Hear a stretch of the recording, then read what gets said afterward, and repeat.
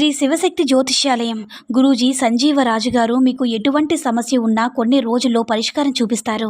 స్త్రీ పురుష వశీకరణం 100% గ్యారంటీ. భార్యాభర్తల మధ్య గొడవలు, అప్పుల బాధలు, ఆస్తి తగాదాలు, ప్రేమ, పెళ్లి, ఉద్యోగం, రాజకీయం, ధనం నిలకడగా లేకపోవడం, విదేశీ ప్రయాణం, మీకు ఎటువంటి సమస్యలున్నా సరే కొన్ని రోజుల్లోనే ఆయన పరిష్కరిస్తారు. తప్పకుండా ఆయన సంప్రదించి సమస్యను పరిష్కరించుకోండి.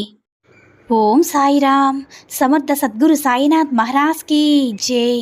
సాయిబాబా భక్తులందరూ కూడా నమస్కారం అండి. సాయినాథుని ఆశీస్సులతో అందరూ కూడా సుఖంగా, సంతోషంగా, అష్టైశ్వర్య, ఆరోగ్య, అభివృద్ధితో ఉండాలని మనస్ఫూర్తిగా కోరుకుంటూ ఈరోజు ఈ వీడియోని మొదలు పెడుతున్నాను. ఈరోజు వీడియో ఏంటంటే, తల్లి ఈ మాట నీ కోసమే. 2 నిమిషాలు నా మాట వింటే 3వ నిమిషంలో శుభవార్త తెలుసుకుంటావు బిడ్డ అని మన బాబాగారైతే ఈరోజు మనకి చాలా మంచి శుభవార్తతో అయితే మన ముందుకు వచ్చారండి. మరి మన బాబాగారు ఈరోజు మనకి ఎలాంటి శుభవార్త అందించాలనుకుంటున్నారో ఆయన మాటల ద్వారానే విందాము. ఆయన మాటలు వినే ముందుగా ఈ వీడియో కనుక నచ్చినట్లయితే మరికొంతమంది సాయి భక్తులకు రీచ్ అయ్యేలా షేర్ చేసి లైక్ చేయండి. అలాగే మన ఛానల్ని ఎవరైనా మొదటిసారిగా చూస్తున్నట్లయితే తప్పకుండా సబ్స్క్రైబ్ చేసుకుని మాకు కొంచెం సపోర్ట్ చేయండి. మరి మన బాబాగారి సందేశం ఏంటంటే, బిడ్డ నీ కళ్ళలో వచ్చే కన్నీరికి కారణం ఏమిటో నాకు తెలుసు. బాబా, నాకు ఉండేటటువంటి బాధలన్నీ కూడా ఎక్కువైపోయాయి. ఎన్నో రోజులుగా నేను పడుతున్నటువంటి సమస్యలకి తీర్పు దొరుకుతుంది. ఓర్పుగా ఉండని నీ మాటలు నేను విని ఎదురు చూశాను. కానీ ఎన్ని రోజులు బాబా అంటూ నన్ను ప్రశ్నిస్తున్నావు కదా బిడ్డ. నీకు ఉండేది 2 కళ్ళే, కానీ నాకు ఎన్నో కన్నీళ్లను ఇస్తున్నావు బాబా అని నన్ను అడుగుతున్నావు కదా బిడ్డ. నీ కన్నీళ్లను నేను తుడుస్తానమ్మా. ఈరోజు నువ్వు కన్నీళ్లు పెట్టావంటే రేపు ఆ కళ్ళలో ఆనందం కన్నీరు వచ్చేలా చేస్తాను. కాబట్టి ఈరోజు పరిస్థితి గురించి ఎప్పుడు కూడా దిగులు పడకు. అలాగే ఇతరుల దగ్గర నువ్వు గొంతు పెంచుతూ మాట్లాడడం కాదు. నీ మాట విలువ పెరగాలంటే నువ్వు మౌనంగా ఉండాలి బిడ్డ. ఏదైనా సరే నీ గెలుపుతోనే సమాధానం అనేది చెప్పాలి. వాన రాబోయే ముందు ఉరుములు వస్తాయి, కానీ ఉరుములకి పంటలు పండుతాయా చెప్పు బిడ్డ? చినుకులు పడితేనే కదా పంటలు పండుతాయి. కాబట్టి ఆ ఉరుములకు విలువ లేదు తల్లి. అలాగే ఎవరైతే అబద్ధాలు మాట్లాడతారో, అవకాశానికి అనుగుణంగా నటిస్తూ బ్రతికే వాళ్ళకి దూరంగా ఉండు బిడ్డ. వాళ్ళకి నువ్వు విభిన్నంగా ఉండి విలువలు, నిజాయితీగా నువ్వు ఎలా అయితే ఉన్నావో ఆ మాటను నువ్వు ఎప్పుడు కూడా పోగొట్టుకోవద్దు. నిజాయితీగానే ఉండాలి తల్లి. అప్పుడే నీకు విలువ అనేది పెరుగుతుంది. ఇక అందరూ కూడా ఏదో తలా మాట అంటున్నారని నువ్వు ఒక్క మాట కూడా మాట్లాడవద్దు. అందరూ మాట్లాడుతున్నారు కదా అని నువ్వు మాట్లాడితే అందరితో కూడా సమానమైపోతావు బిడ్డ. కాబట్టి నీ మాటల్లో ఉన్న శక్తి కన్నా మౌనంలో ఉన్న శక్తి అనేది గొప్పది. కాబట్టి ఎలాంటి పరిస్థితుల్లో కూడా మౌనంగా ఉండడానికి ప్రయత్నించు. సమయం వచ్చినప్పుడు సరిగ్గా మాట్లాడవంటే నువ్వు ఏంటో, నీ మనసేంటో, నీ విలువేంటో, నీకు జ్ఞానం ఏంటో అందరికీ తెలుస్తుంది. కాబట్టి వేదం చదివితేనే ధర్మం తెలుస్తుంది, వైద్యం చదివితేనే రోగం తెలుస్తుందనేది ఎంత నిజమో బిడ్డ. గణితం తెలిస్తేనే లెక్క తెలుస్తుందని అంటారు కదా. అలాగే ఈ లోకాన్ని నువ్వు మౌనంతో చదవడం వల్ల బ్రతుకు విలువ తెలుస్తుంది. అలా బ్రతుకు విలువ తెలిసిన వారు ఎలాంటి కష్టాలు వచ్చినా సరే, ఎలాంటి సమస్యలు వచ్చినా సరే ఎదుర్కొంటారు బిడ్డ. వర్షం ఆగిపోయిన తర్వాత గొడుగు భారంగానే అనిపిస్తుంది కదా. అది బరువుగా అనిపించిందని ఎక్కడ పెట్టుకోవాలని ఆలోచిస్తారు కదా. అలాగే అవసరాలు తీరిన తర్వాత ప్రేమ, నిజాయితీలు కూడా అంతే అవసరం లేకుండా పోతాయి. కాబట్టి నువ్వు వాటికి భిన్నంగా ఉండు. నువ్వు భరించేంత బలం ఉంటే సరిపోదు తల్లి. ఎదిరించే ధైర్యం కూడా నీలో ఉండాలి. ఎవరో ఏదో అన్నారని నువ్వు వెంటనే కృంగిపోతే ఎలా చెప్పు బిడ్డ? వాళ్ళని నువ్వు గెలుపుతోనే ఎదిరించాలి. నువ్వు ఏదైతే సాధించాలి అనుకుంటున్నావో ఆ లక్ష్యాన్ని దాటి వాళ్ళకి సమాధానం చెప్పాలి బిడ్డ. ఎవరు రానప్పుడే కదా ఎటు పోవాలని నీకు బాగా అర్థమవుతుంది.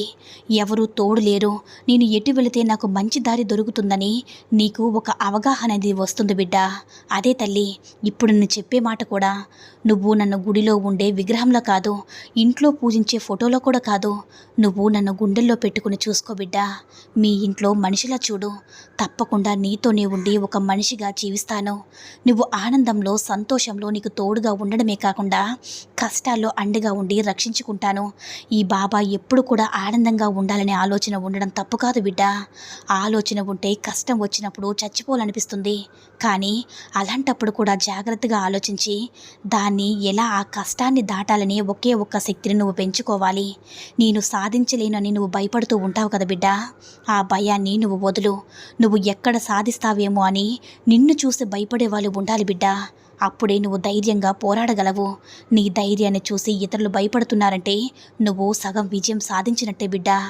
ఇప్పుడు నీకు అద్భుతమైనటువంటి రహస్యం చెప్పనా బిడ్డ, నిన్ను నువ్వు వాడుకోవడం నువ్వు మర్చిపోయావంటే నిన్ను వేరే వాళ్ళు వాడేస్తారు. కాబట్టి నీ తెలివిని, నీ ప్రతిభని నీ లక్ష్యం మీద చూపి నువ్వు ఎదిగేంత వరకు కూడా నిన్ను నువ్వు వాడుకో. లేకపోతే ఇతరులు ఎదగాలని నిన్ను వాడుకోవడం మొదలు పెడతారు బిడ్డ. అలాగే ఆగిపోవడానికి నువ్వు కారణం చెప్పవద్దు. ఆగిపోవడానికి కారణం అలసిపోవడం మాత్రమే అని అలా ఎప్పుడు కూడా నిలిచిపోవడం సరైనది కాదు బిడ్డ. అలసిపోయి నువ్వు ఆగిపోయావంటే నువ్వు నీ లక్ష్యాన్ని వదిలేసుకున్నట్లే. కష్టంలో ఉంటే కన్నీళ్ళంటారు, నవ్వితే ఆనంద బాష్పాలంటారు. ఇవి జీవితంలో సహజమే కదా బిడ్డ. కానీ ఎప్పుడు కూడా ఏడిస్తే కన్నీళ్ళు వస్తాయో అవి బాధ అంటారు కదా. ఆ బాధలు కూడా ఆ కన్నీళ్ళు దిగమింగుకొని నవ్వుతూ ఆనంద బాష్పాలు తెచ్చుకునే విధంగా నువ్వు ఎప్పుడైతే ప్రయత్నిస్తావో, ఎప్పుడైతే నువ్వు సాధించాలనుకున్న ఒక్క విజయాన్ని సాధిస్తావో నీ కళ్ళలో ఆనంద బాష్పాలు వస్తాయి బిడ్డ. ఆ ఆనంద బాష్పాలు చూసి నీ సాయి కూడా ఎంతో సంతోషంగా ఉంటుంది.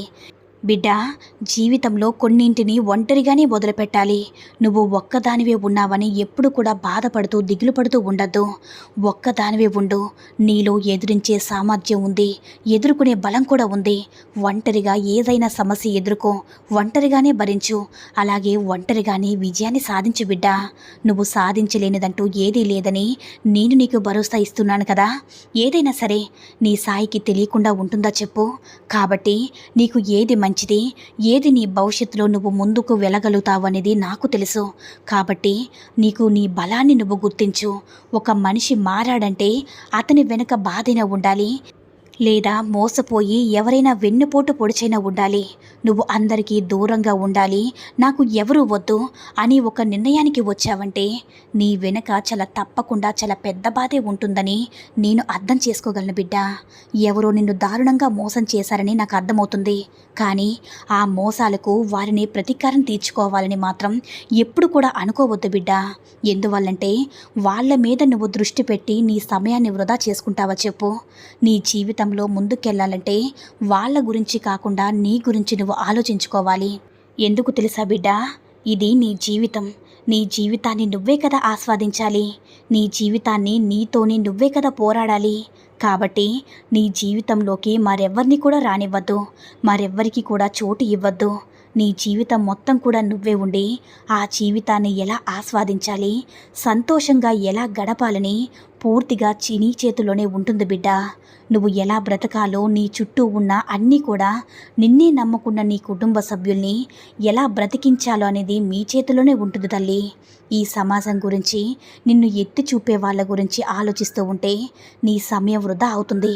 కాబట్టి మీ సాయి మాటలు నీ మనసులోకి ఎక్కించుకో బిడ్డ. అన్నిటినీ కూడా నీ మనసులో నింపుకొని నీ విజయం వైపే ఉండు. నువ్వు ఏదైతే సాధించలేవని హేళన చేసిన వాళ్ళ ముందు తప్పకుండా సాధించి ఆ విజయంతోనే వాళ్ళకి సమాధానం ఇవ్వు. అదే నీ సాయి నీకు ఇస్తున్నటువంటి ఆశీర్వాదమైన సందేశం బిడ్డ. ఈ ఆశీర్వాదమైన సందేశం నీకు నీ జీవితానికి ఉపయోగపడడమే కాదు, తప్పకుండా నువ్వు సాధించే ఒక నా ఆశీస్సులు కూడా నా బిడ్డకు ఉంటాయి. కాబట్టి ఎప్పుడు కూడా నీతోనే ఉన్నాను. నేను చెప్పే మాటలు నీకు ధైర్యం ఇవ్వడమే కాదు, నేను నీకు అండగా ఉంటానని మాట కూడా ఇస్తున్నాను బిడ్డ. నా ఆశీర్వాదం నా బిడ్డలపై ఎల్లప్పుడూ ఉంటుందని మన బాబాగారు అయితే చాలా అద్భుతమైనటువంటి సందేశాన్ని అయితే అందించారండి. సాయి మహిమల ద్వారా వచ్చిన ఈ సందేశం మీ అందరికీ కూడా నచ్చిందని అనుకుంటున్నాను. ఈ వీడియో కనుక నచ్చినట్లయితే మరికొంతమంది సాయి భక్తులకు రీచ్ అయ్యేలా షేర్ చేసి లైక్ చేయండి. అలాగే మన ఛానల్ని ఎవరైనా మొదటిసారిగా చూస్తున్నట్లయితే తప్పకుండా సబ్స్క్రైబ్ చేసుకుని మాకు కొంచెం సపోర్ట్ చేయండి. సర్వే జనా సుఖినో భవంతు. జై సాయిరామ్.